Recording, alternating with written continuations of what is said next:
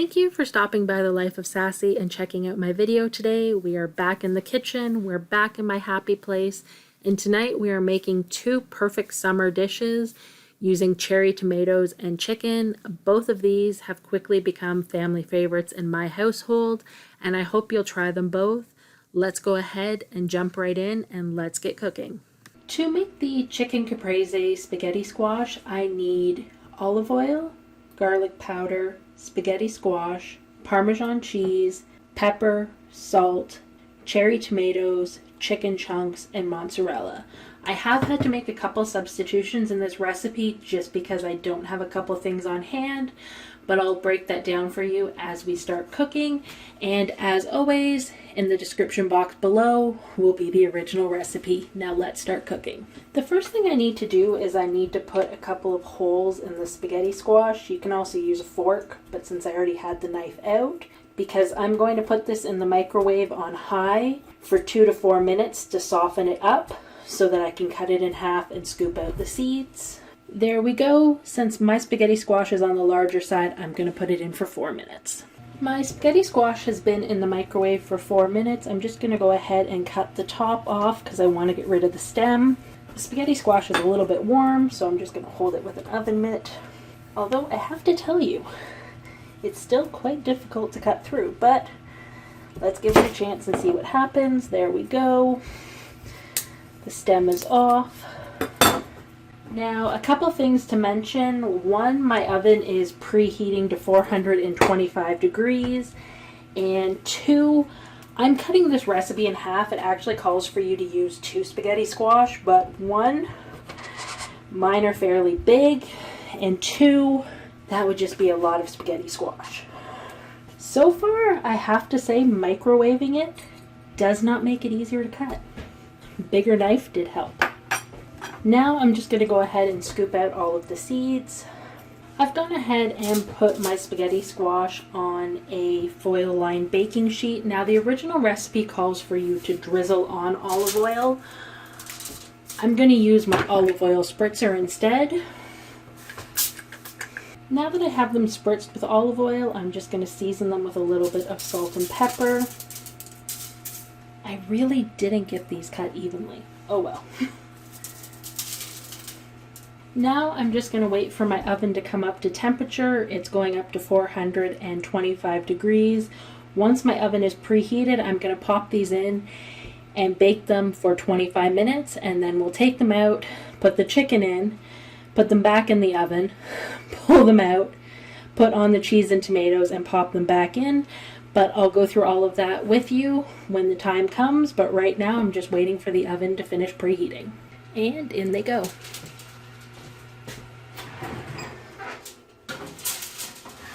My spaghetti squash have now been in the oven for 25 minutes and I've taken them out. I'm now really carefully, because they are piping hot, scraping down the flesh to get that spaghetti-like texture. This step doesn't have to be perfect. You don't have to perfectly scrape them down. Just do the best you can, and they're probably not going to be cooked all the way through. Don't worry, they're going back in the oven. Once I'm done scraping them down, we'll move on to the next step. I've scraped down both halves of my spaghetti squash. It does still need a little bit more time in the oven, but after we add the chicken, it's going back in. Here I am just adding chicken chunks to both halves. If you've been around here for a while, you know I love to pre-prep my meats, so when we buy them, we go ahead and cut our chicken into strips and chunks. So this way, when we're using them for our meal, they're ready to go. Here I am just adding approximately half of the bag to each half, and then we're going to go ahead and season these up. I didn't do a very good job spreading out my chicken chunks, so here I'm just going to use a fork and spread them out so that they are in a single layer before they go back into the oven. Next, I'm going to go ahead and season my chicken. I'm just using salt, pepper, and garlic powder and just sprinkling a bit on top of each half. After you season the chicken, these are going back in your 425 degree oven for about 15 minutes to cook. Again, don't worry if your spaghetti squash isn't cooked all the way through or the chicken isn't, because we're going to add another layer and we're going to pop it back in that oven for a third time. My chicken has been in the oven for 15 minutes and I've pulled the spaghetti squash back out. Now we're going to go ahead and top it with some cherry tomatoes. Now we have made this dish multiple times since I made it originally here, and we now prefer to slice those cherry tomatoes in half. We just find that it makes the dish easier to eat, but again, that is personal preference. Do what your family likes. Now I'm going to go ahead and top each half of my spaghetti squash with some mozzarella cheese. I never measure cheese, I just sprinkle it on. So I'm going to go ahead and add that now. This is not called for in the original recipe, but I don't know any pasta type dish that isn't made better with a little bit of parm. So I'm going to go ahead and sprinkle on some freshly grated parm onto each side of my spaghetti squash. And then this is going back in your 425-degree oven for about another 15 minutes until the tomatoes are softened and the cheese is melted. My spaghetti squash are now out of the oven. I'm going to top them with some balsamic glaze. You can make your own. I'm using store-bought, and then I'm going to sprinkle over some finely chopped basil. And here is the final dish. This is so good, so amazing. Cleanup is a breeze because it's all in the spaghetti squash bowl. I highly recommend you give this one a try. Started here, I have either an 8x8 or a 9x9, I'm not sure, pan, which I'm going to spray with a little bit of cooking spray. And next, I'm going to cut up a lot of cherry tomatoes. These really need to be used up. You're going to use probably about 2 or more cups of halved cherry tomatoes. As always, the original recipe is going to be down in that description below. But I'm just going to cut these in half and put them in my baking dish.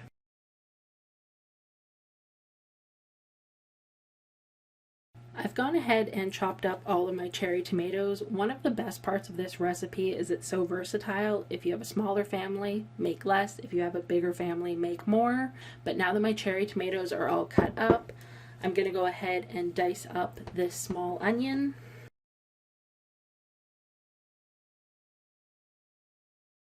Now I'm going to go ahead and grate in 2 cloves of garlic.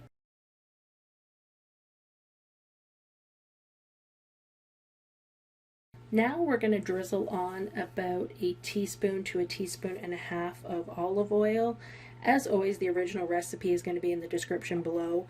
I have made modifications to this recipe. It quickly became one of our favorites. So I have modified it to our family's liking, and I probably added a little bit extra oil there. Then I'm going to add a 1/4 teaspoon of salt and about 1/8 teaspoon of pepper. Even though I have onion and garlic in here, I'm going to go ahead and add about 1/4 teaspoon of onion powder and garlic powder. I like to add both for flavor. I really feel tomatoes are like a vehicle for flavor. Next, we're going to go ahead and add about 1/2 teaspoon of basil, about 1 teaspoon of parsley,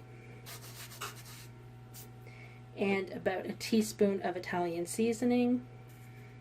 And now we're going to go ahead and give our tomatoes a mix.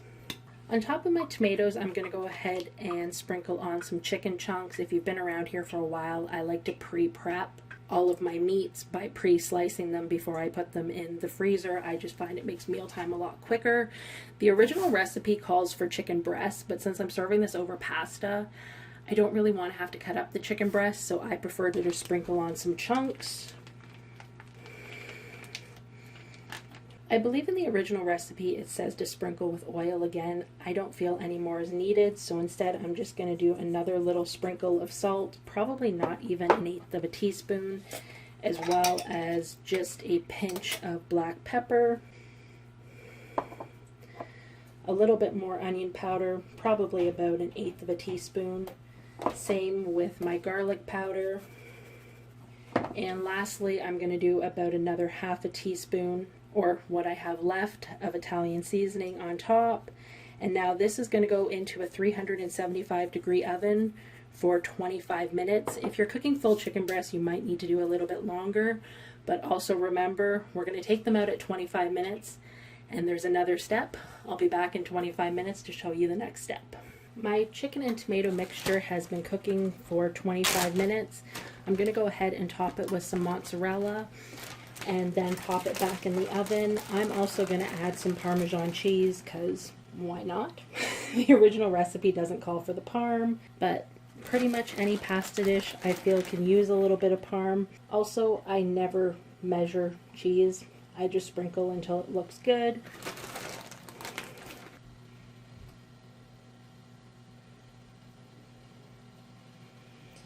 And now I'm going to pop this back in my 375 oven for about 15 minutes.